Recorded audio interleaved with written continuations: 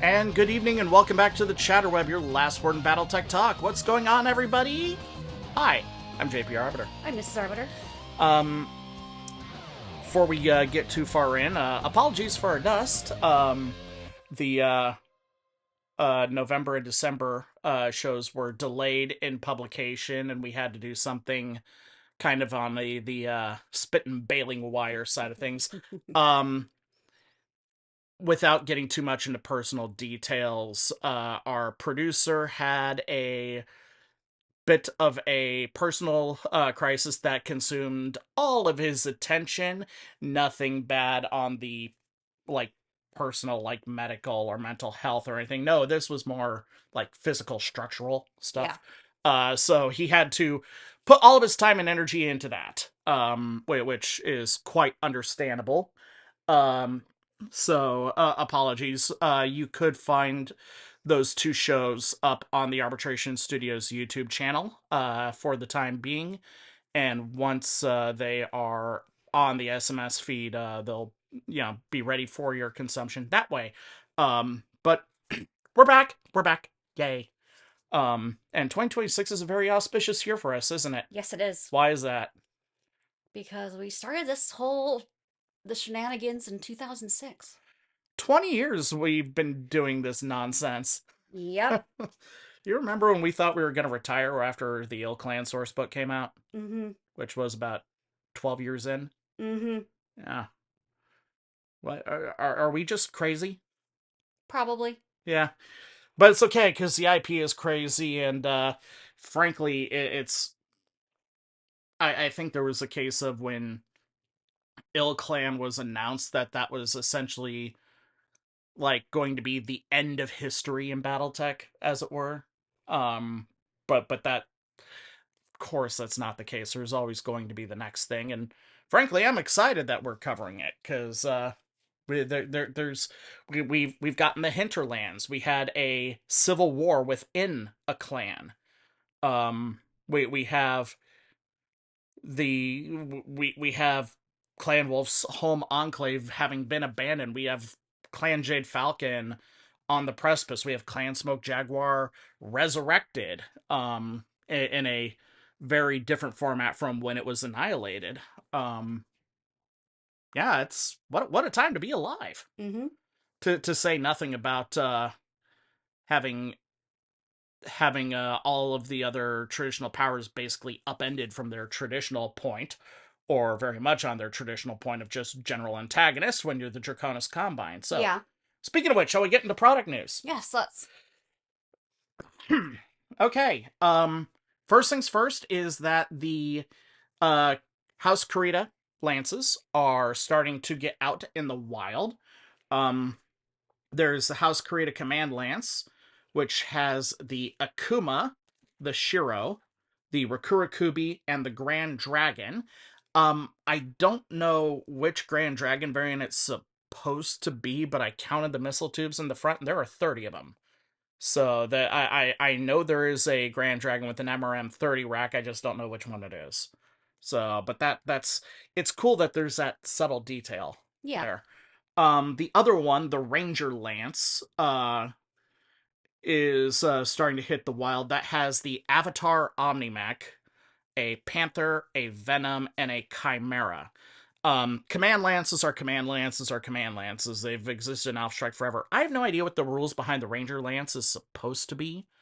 Um, I suppose we'll find that out when the Kurita Combat Manual supplement for the Ill Clan era is released. Or at least I hope so. Something to do with like long range patrols, I guess. Yeah. Give it the mercenary like security lance rules or something. Where it's dependent on if you're an attacker or defender. um anyway, other things. The on the fiction side, first off, if you have been enjoying the free short story every month that Catalyst has done in 2025, but never got around to like getting all of them, I know we haven't. Yeah. Well, they've been compiled together into a release called Tales of the Inner Sphere, and it can be yours as a digital release for $5.99. If you've already got them, then hey, you can skip them. But if you've missed, even if you've missed like one or two, that is a good price Oh yeah. because like some novellas that are out there, and you're going to be talking about one here in a little bit, Mm-hmm. are already like $5. Yeah.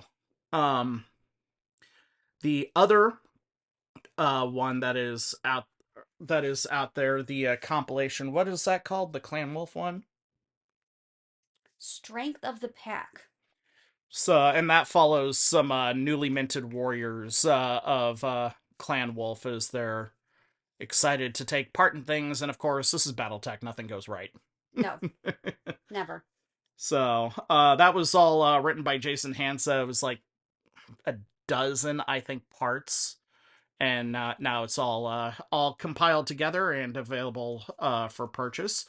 Uh, Speaking of compilations, Weapons Free Battletech Battlecore Volume 3 is republished with an updated cover and art. and like apparently Weapons Free was like the one nobody could get. Like it was the Star Wars Holiday Special of the Battlecore anthologies, where like on the secondary market, that one in particular was going for hundreds of dollars. Hmm. So when that came to the attention of the bigwigs, they're like, oh, we got to solve that. Yeah, that was not what was expected. So back to Jason Hansa, we've got a new novel, The Long Road, which is a tale of it's that what was going on Terra while the rest of the Inner Sphere was reacting to the fact that it fell to Clan Wolf ultimately, and it deals with Tara Campbell, her integration with Clan Jade Falcon's integration with the I hate to say integration with the Ill Clan because that's not how the Ill Clan works. Hmm. The Clan Jade Falcon is still its own entity, but it's like integration with the newly formed Star League. There's a couple other characters that are related to each other and are on opposite sides. One willing to fall in with the Star League, and the other one who is an insurgent. And there's some other things there. It's not a bad book, but it's a bit of a slog because it is very much again what's happening on Terra and and that story of that is very much around trying to normalize after war. Gotcha. The war itself is exciting. Trying to win the peace, Mm-hmm.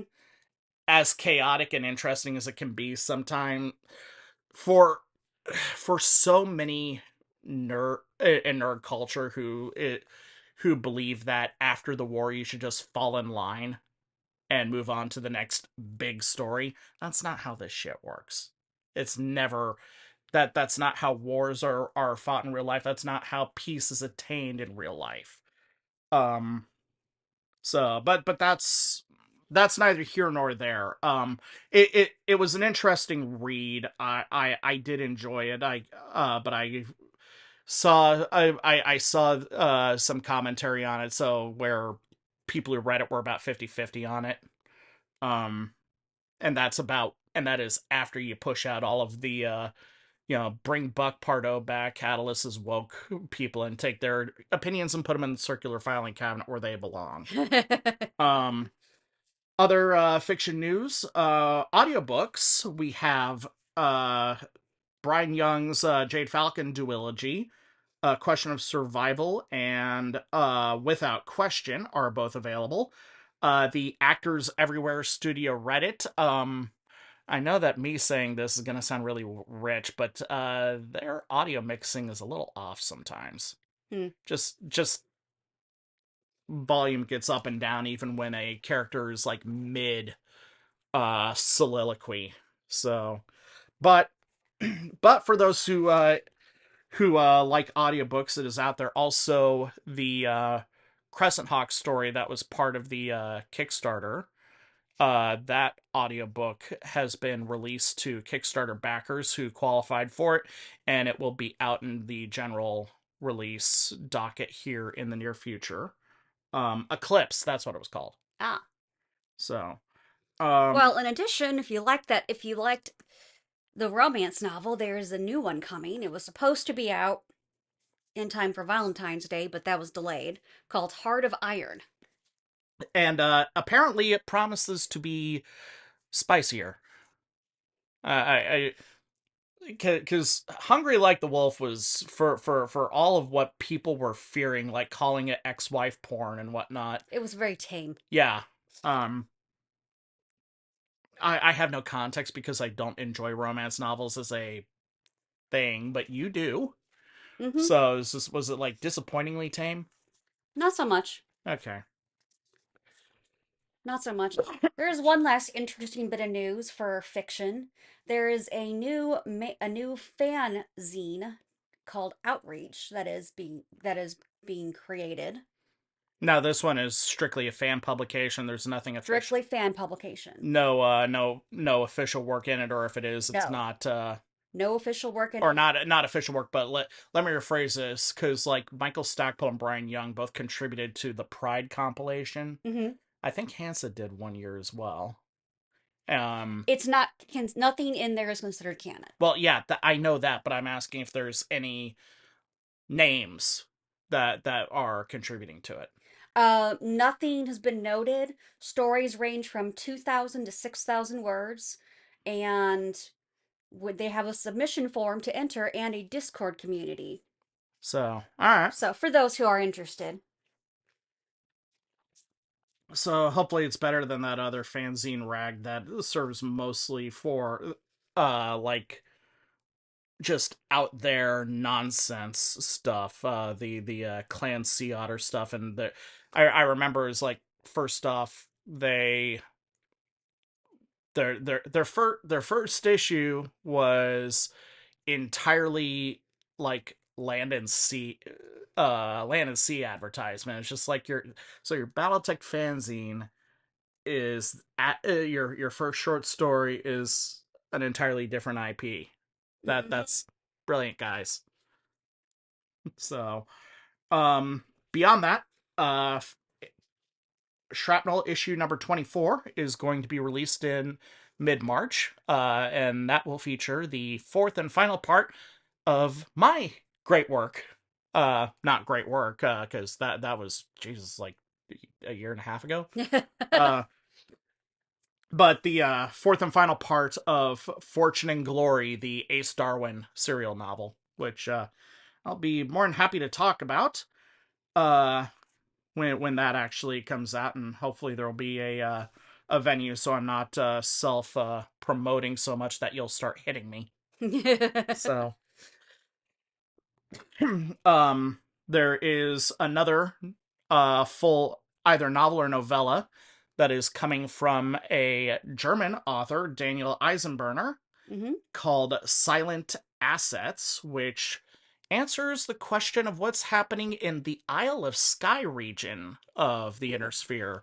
You have the hinterlands up here, just to imagine that part of the map. Then there's this gap of the Lyran Commonwealth, and then the Isle of Skye was basically this constantly rebelling portion that was Scottish in heritage, although had plenty of Italian and French influence as well.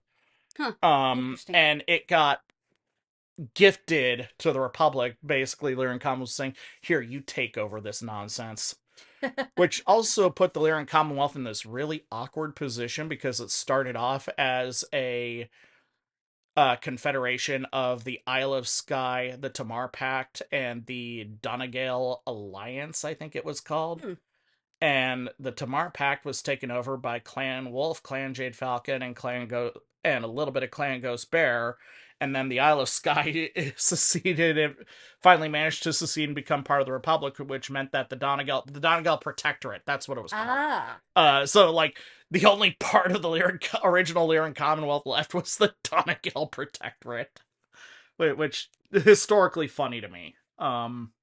Anyway, but still, new story involved here in a new, well, not new section, but a section that hasn't been explored in the Oak Clan era. With a new with the Silent Reaper mercenaries.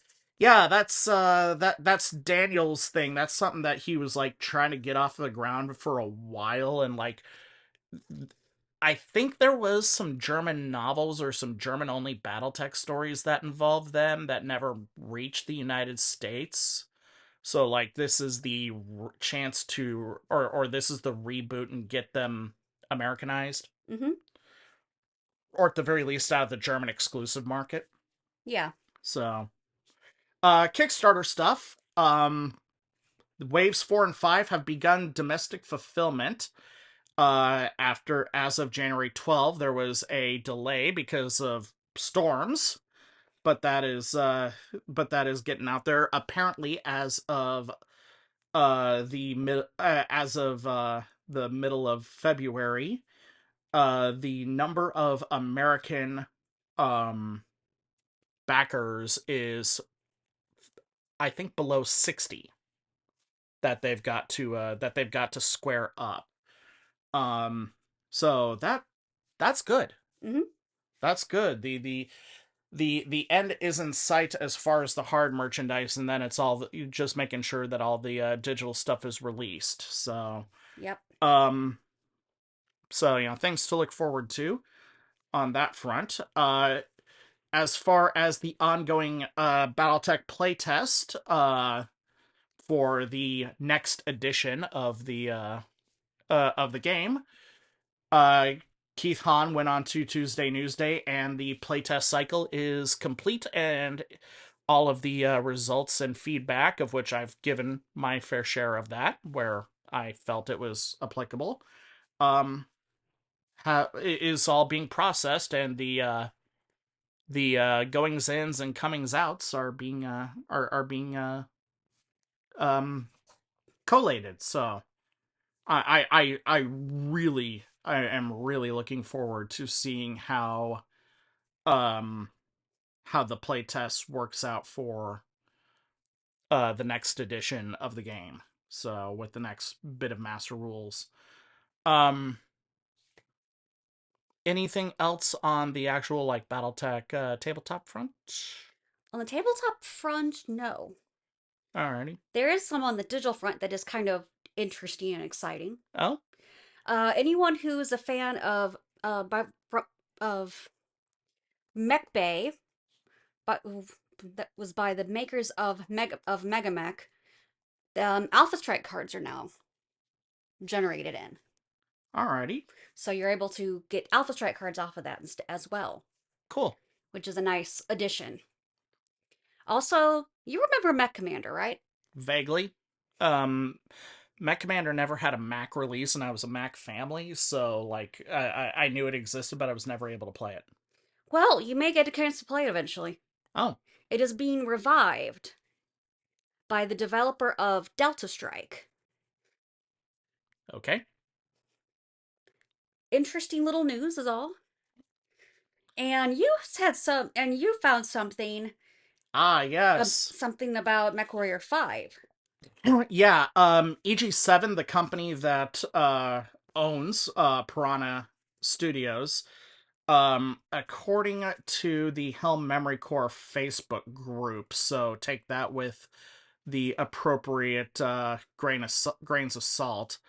Apparently they released their financials for the 2025 year, and in those financials was an allusion to the development of a eighth DLC packet for MechWarrior 5 Mercenaries, along with the already acknowledged fourth DLC for MechWarrior 5 Clans. That one we all knew was coming, but an eighth DLC for Mercenaries was like, it was acknowledged as a possibility, but it was wrapped up in the in success all things are possible sort of light. Um, no idea what it is, just that it's referred to as DLC 8 in this presentation. So, yeah, take your money, pick your choice.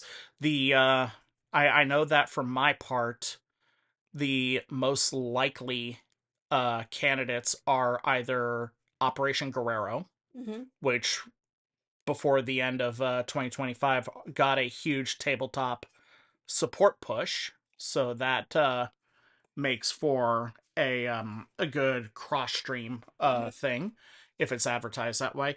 Um, could go off the walls and bring your lance into the deeper into the periphery, try harassing the clan's back lines on behalf of interstellar expeditions, which is kind of where Spears was taking you in the aftermath of Shadow of Kerensky. Um, so beyond that, like, you don't want to do Tukied because Comstar didn't bring mercenaries into the battle at Tukied because the whole idea was that this is you versus me. This isn't Mm-hmm. and it was very much a war to try and beat the clans at their own game. So that way there was no, but the clans couldn't say, "But you cheated," sort of thing. Anyway, but beyond that, like, maybe you could do Highlander Gambit, maybe you could do something where you're like participating in the refusal war, like doing some things to try and take advantage of the Falcons and the Wolves at each other's throats. I don't know. I don't know. I'm just guessing here, but Guerrero or Deep Periphery Shenanigans are like my two leading candidates for that. Um, so anyway, anything else on the games front? Well, here is a pro tip from developers of Aces. Uh huh. For Snowblind, you might want to get in addition to that Aces pack, the Battle and Fire Vehicle pack. That's the one with the 4 missile carriers, right? Yes. All right. So, and for those who don't know, Battletech Aces called for the Scouring Sands pack. Called for in its thing a star of elementals. Mm-hmm. So that pack goes in to supplement the mechs and the 2 tanks that were in there. Snowblind is all mechs. There's no tanks involved. Yeah. Um, but interesting that there are going to be vehicles in there. There was also illusions that you may want to get a pair of the mobile long toms. I don't know if I would want a pair of those, but that's. I mean, I've already got. Well, I already have a pair, and they're painted up in generic olive drab because my whole point of the vehicles was, hey, it's a Star League vehicle battalion. So, Yeah. which era? Yes, all of them. So, anyway, any other BattleTech news out the gate? Well, there's new fiction available. All right, Another bit of new fiction. all right. Star-Crossed Warriors by Bryan Young. Bryan Young. This is well, this is Ghost Bear centric fiction, right? Yes. So, give us a spiel on that. Well, it is set when the warriors of Ghost Bear are have their vote to determine if they join or do not join. I should point out it's not just the Warriors who got the vote; it was the entire Rosselhig Dominion. Oh. So, whether to join or join the Star League or not, and it was it was 51-49. So, And it was interesting to see the one saying, "Oh yes, I know I'm going to vote yes," or "I know I'm going to vote no," and then there's a few civilians asking, "Well, or if we vote yes, or and they actually join, or are we going to get our jobs back?" Because they just lost jobs. mm, It's the civilian impact that is really interesting, particularly the family of a freeborn. ah, who's a full warrior in the clan? Yes. All right, all right, interesting. With a question of survival, there was some drama around the Ghost Bear plebiscite in there too. So it's not entirely out of Brian's wheelhouse to do this. It's just now it's fully focused within Clan Ghost Bear, not Clan Jade Falcon or what's left of them, like picking at the bear as it's fighting itself. Mm-hmm. So and here's the thing too about that. part one of four, right? Yes. And the next one, Pox on Both Bloodhouses, is it? I think it's called. I think so. And Star-Crossed Warriors. I'm not a literature person, Oh, but there's a theme. yeah, the little Shakespearean there. Mm-hmm. Um, would you describe the our protagonists as being like Romeo and Juliet? Not quite. So Not at this point. so it's not. So it's more taking themes from Romeo and Juliet, not emulating it. Yes. Cool. I can live with that. So anyway, um, any other major BattleTech product news that's No. coming? I mean, this is mostly like the stuff that is coming, not the stuff that is Yeah, not there's like nothing. not major There's news really yet. nothing new or nothing major or big right now. Yeah. So, we are going to take a quick break and oh, hey, that is a news chyron that is flashing. Apparently, the Supreme Court of the United States has reached a decision on Learning Resources Incorporated v. Trump regarding the tariffs that President Donald Trump has been issuing since last April. Mm-hmm. So we are going to go into some analysis on what it means and what it doesn't. Um, and we're going to keep it as apolitical as possible. So, uh, yeah, we'll take a quick water break and we'll come back. So stay tuned, kids.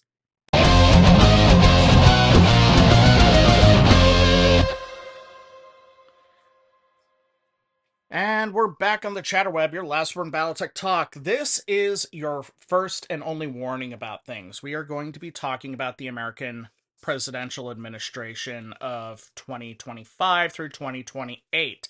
If merely talking about a presidential administration, trade policies, and legal repercussions bothers you or is considered too political, please fast forward to our third segment. That said, we are here to talk about our favorite game, and how the world impacts it. And we are going to be sticking to that. We are not going to be casting any aspersions on any of the actors involved in this decision. So that's our warning Mm-hmm. out the gate. So, when I say breaking news, this occurred on February 20th of 2026. The court decision was Learning Resources Inc. v. Trump, and regarded the Trump administration's imposition of tariffs on most of the developed world and an island inhabited entirely by penguins. Mm-hmm. Actually happened, by the way, and like is part of the FTC's things that they have to look out for. Um so there has been a lot of hullabaloo over the past 9 months that this has been going on. The case was brought about by a lot of companies who were saying the administration cannot, the executive branch of the United States federal government cannot impose taxes. That is the purview solely of the legislative branch, the Congress. Um, and this, especially without any sort of review at all. The Trump administration took advantage of a law called the International Emergency Economic Powers Act, IEPA, which was passed during the Carter administration in the 1970s, and mostly what had to do with like quickly responding to this little thing called the Iranian Revolution. Ah. So, um the short version of this is that in a 6-3 decision, the Supreme Court of the United States, the judicial branch, the third of three branches of the United States government for our international viewers, heard the case in, I want to say it was the fall of 2025, Yes, I think it was the fall. and finally rendered the decision. The majority declared that the because the law does not because the IEPA law does not mention taxation or duties or any other forms that or tariffs, of which tariffs are taxes paid at the duty station in international trade, that the powers that the administration was claiming didn't exist and that the court was not going to create them. So essentially, the tariffs that Trump imposed in April of 2025 were illegal. Now, a couple of things to note. Supreme Court Justice Brett Kavanaugh, who authored the dissent, in kind of let the cat out of the bag that a lot of people are going to be asking for their money back because the taxes imposed by international trade and paid to the Treasury were essentially stolen funds. Yeah. And so now the federal government has to pay all of that back. How that is going to happen and when it is going to happen is up in the air because the Supreme Court did not give a or impose a remedy on the spot. That is going to be adjudicated by a lower court that had already said when this goes to the Supreme Court and if they decide as we did, there will have to be reparations paid for those who have paid tariff charges um for imported goods. So we have that basis. The Trump administration has also said that there are other powers, other laws that they can use to impose sweeping tariffs, and they're trying to use that to justify not initiating a repayment scheme. So it's like, well, we claim this authority, but we have that authority too, and so the tariffs are still legal. Which, no, that's not how that works. And in fact, the majority decision goes into you claim this power and no others in your argument. So, what does this mean for BattleTech? Um, First off, I don't think that you are going to see prices dropping at the turn of a hat. They're because again the current presidential administration is has declared an intent to fight this, even though there's no battle left to fight, and that they are going to be claiming other authorities, and that so basically there's going to be a round 2 and probably a round 3 of this. This is not going to end right away, and that is the unfortunate side of it. Um, if I were Catalyst's accounting department, I would say get ready to you that yeah, we need to maintain the status quo and then come back with the receipts later when the mechanisms for reclaiming the paid duties on the imported goods, namely from Lyra's factories in China, Mm-hmm. are when the mechanism to reclaim those is set up. That is advice I would give. I don't know if that's the advice that Catalyst accountants are giving. So, yeah, take that from there.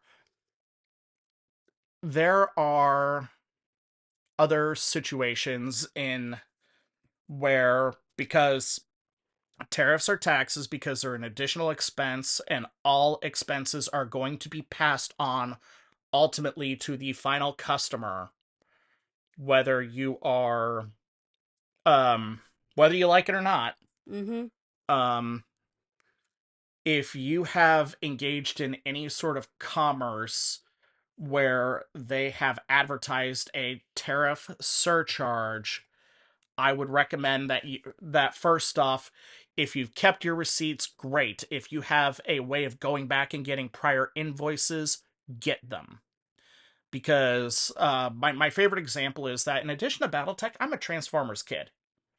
Um, And what has really sucked is that the latest in the pure nostalgia bait Transformers Mm-hmm. line for me, that set was basically built from the ground up to appeal to me because it has my favorite combiner team, the Combaticons. It has toys of the 13 original primes. Nice. Yeah, very nice. It has some niche characters that I've always loved, like from Transformers Prime, the character Ratchet and Smokescreen. Nice. And from the what was called Car Robots in Japan, and most people call just Transformers 2000, it had the greatest shark around. Megatron's bestest shark in town, Skybite. Yay! I want to buy all of these things, and I haven't bought one of them because, in addition to prices being so out of control that a $18 figure pre-COVID is now $26,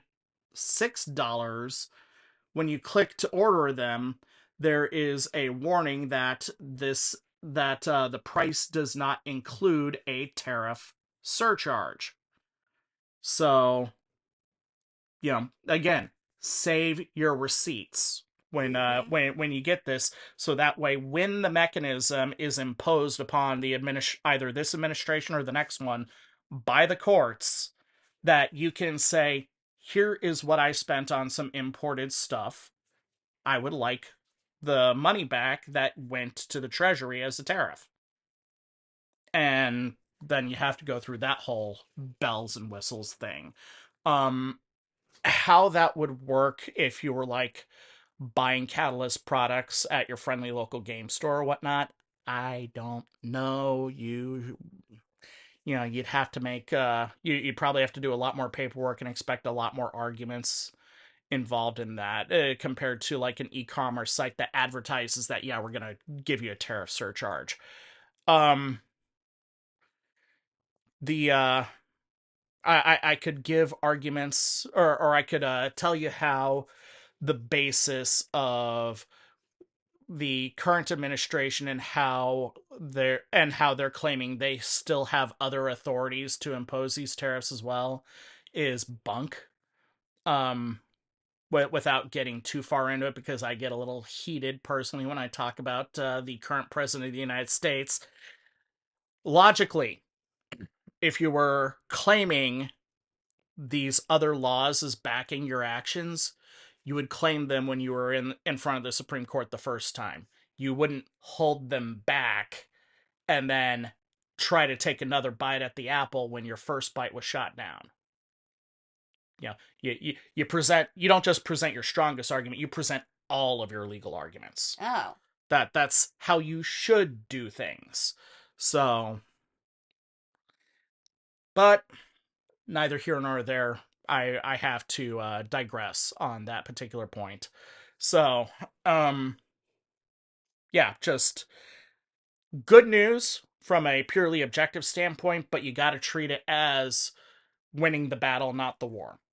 Um, that said, I do want to give congratulations to the what is it? The Learning Resources Inc.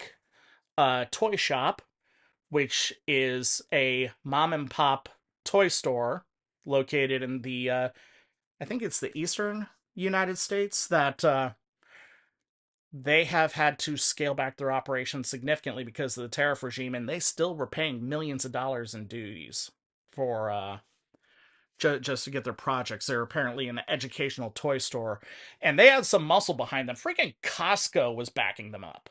Wow. Costco. Hmm. And you want to know how serious Costco takes keeping the prices as stable as possible? How so? Rumor has it that in a board of directors meeting that um someone suggested they didn't like the fact that the rotisserie chickens and the hot dogs were like loss leaders for the company. Mm-hmm. And he suggested that, maybe we should raise the price on hot dogs by like, 12 cents to at least make them break even. And the guy who founded Costco and was the vice chairman of the board looked him dead in the eye in a board of directors meeting and said, "If you ever talk about raising prices on the hot dogs around me, I will murder you on this table." That's how serious Costco takes keeping their prices as stable as possible. Um, so anyway, not that I advocate for murder. Um, it's like the Arizona Iced Tea Company and how they managed to keep their drinks so cheap because they own literally everything involved in their production. Anyway, but those are unrelated things. Anyway, wanted to educate and inform regarding this case. So yeah, thank you for hearing us out. There's it's not over yet, but that was a serious blow that was taken against the American federal government on behalf of the consumer. So anyway, we're gonna take another quick break. When we come back, it'll be time for the Arbitration News Desk. Hit the music.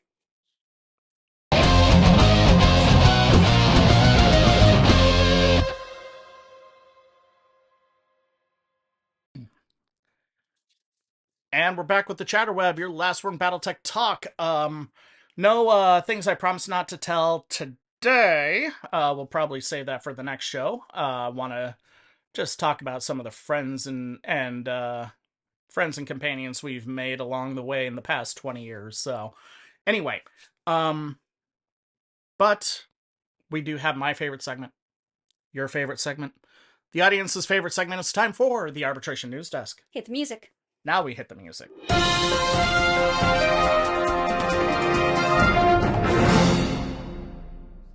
Mrs. Arbiter, what chaos have you brought us today? I have a lance of them. Oh, First one up. Couple accused of pickleball brawl at Florida Country Club. a pickleball bro. Oh man, I feel like I need to break out some AEW music for this. After a dispute over a ruling during a game at a Florida country club, Florida, one player hit his opponent in the face with a paddle and punched him to the ground before others got involved. Wow, he went full Jim Cornette on him. Uh-huh. So for because you aren't much of a wrestling fan compared to me, Jim Cornette is an old name in professional wrestling, mostly through the NWA and AWA years, and was like trying to keep that promotion alive during the Monday Night Wars of the 90s. He was infamous whenever he was managing a wrestler, Jeff Jarrett being like the big guy that he often went with. He would bring a tennis racket with him, and whenever he interfered with a match, it usually involved that racket and some poor sap's head being treated as a tennis ball. So being beating someone with a pickleball racket, which is not strong, it's a solid paddle. Mm-hmm. Hmm. Oh boy. A 63-year-old man was charged Sunday with 2 counts of felony battery on a 65 or older and his 51-year-old wife, who also joined in the fight in Port Orange and was charged with a single count of felony battery on a person of 65 or older, according to the arrest affidavit. What are baby boomers smoking that makes them so angry? Good question. The two were playing another married couple when they began an argument about shots being made in what is known as the kitchen, a marked area on either side of the net. By rule, players can only take a shot in the area once the ball is landed there. Otherwise, they must avoid it. Players exchanged insults, and at the end of the match, the man insulted his male opponent's wife. The men exchanged words, and the 63-year-old man attacked his opponent. So they're not going to be looking at each other when they meet at the Swingers Club later that As week. many as 20 players became involved in the brawl. Oh my god, they cleared the bench! Oh my god. Uh-huh. Woo! And you were asking what they were smoking. Well, I can't tell you what they were smoking, but I'm pretty sure some rats might have found it. Oh, Lord. In New Orleans, police say rats have been munching on evidence, including marijuana. Oh, fun. Police in New Orleans are dealing with some sneaky and apparently stoned rodents. The department said that rats have been destroying evidence collected in drug busts. The rodents recently ate pot that is at the center of several investigations. Oh, no. Police employees have also reported rodent droppings on their desks. Major rodents on the floor, the cockroaches, the rats eating our marijuana, they're all high in the end. Oh, what wasn't there a story we did once about a raccoon that like threw down threw down and broke a bunch of booze bottles, licked it up, and then got drunk and then just slept off its hangover in the Uh-huh. bathroom? Okay. This reminds me of that. So Mm-hmm. Next up. Fire juggling unicyclist caught performing on crossing. fire, fire. Yeah, yeah. The man expertly balanced on a unicycle, lifting a leg at one point to balancing on one pedal while juggling three torches. Okay. Police caught the man Police caught a man juggling fire while riding a unicycle on a pedestrian crosswalk.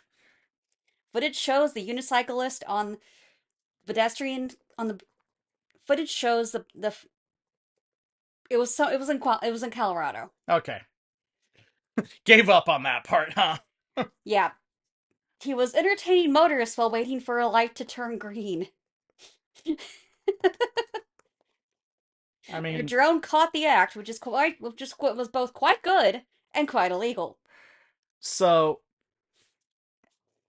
I mean, juggling fire was quite illegal, huh? Impeding traffic. So it had nothing to do with the fire. No. I asked because like there's a guy who's like been virally famous since like 2015, I want to say, who's like doing Star Wars music out of flaming bagpipes on a unicycle. I think it was in Oregon. Huh. I'm not sure, but oh, wearing a kilt too, I might add. Nice. So occasionally wearing a Darth Vader helmet. Just what wild people, these unicyclists. You know, Mm-hmm. Gates McFadden used to ride around on a unicycle on set in Star Trek: The Next Generation. Because, like, in addition to being a ballerina, and she was also a trained clown, Nice. and so could juggle, could ride a unicycle, could do all sorts of fun little things, and would do it to like entertain her castmates. So Nice. anyway, Last up. we got you weren't kidding when you had a lance. We got four. Cool. Yeah. Greek seaside town celebrates Lent with multicolored flower war. Go on, and then I'm going to tell you a little thing about flour. Things got messy in the Greek seaside town of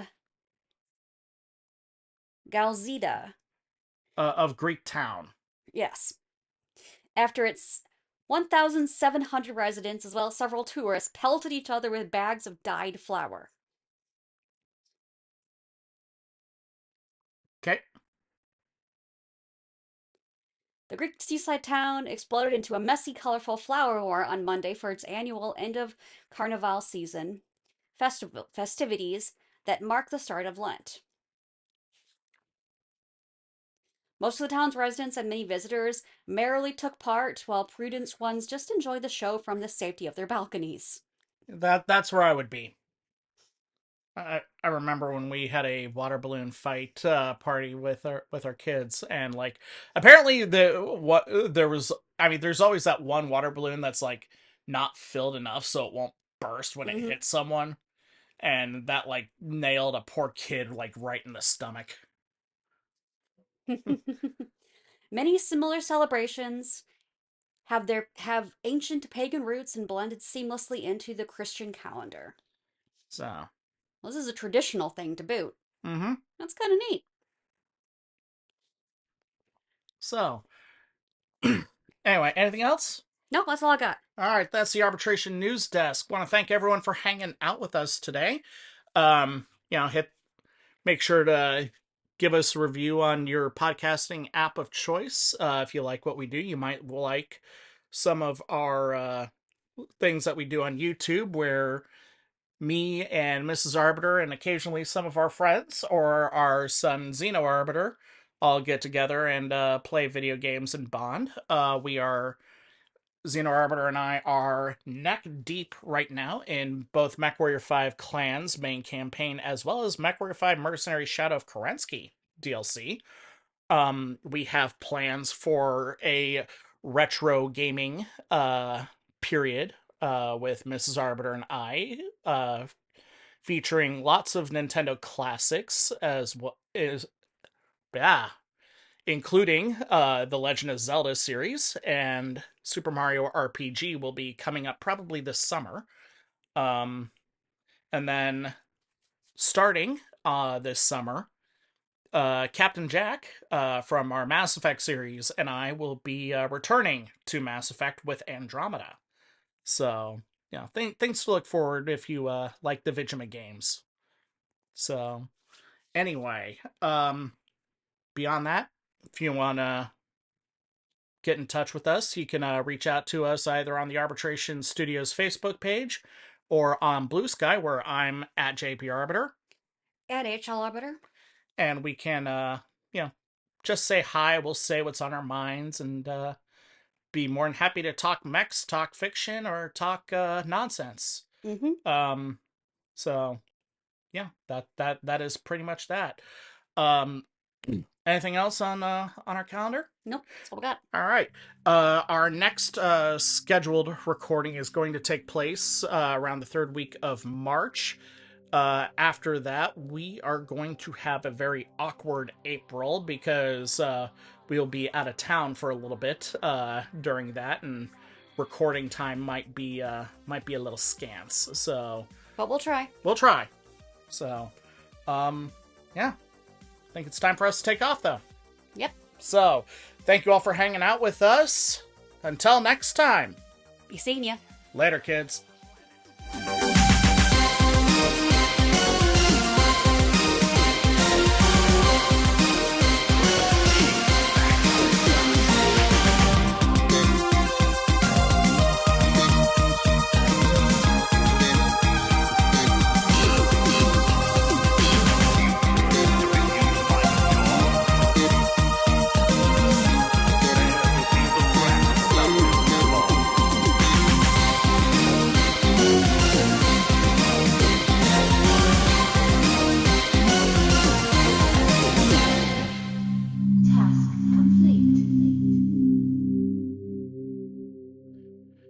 Battletech is a registered trademark of the Topps Company, all rights reserved.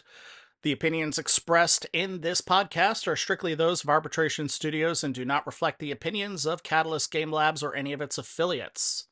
Our musical selections were the Battletech Metal cover from Kenneth Hines and the Synthwave cover by Hypervigilante. Be sure to check them out.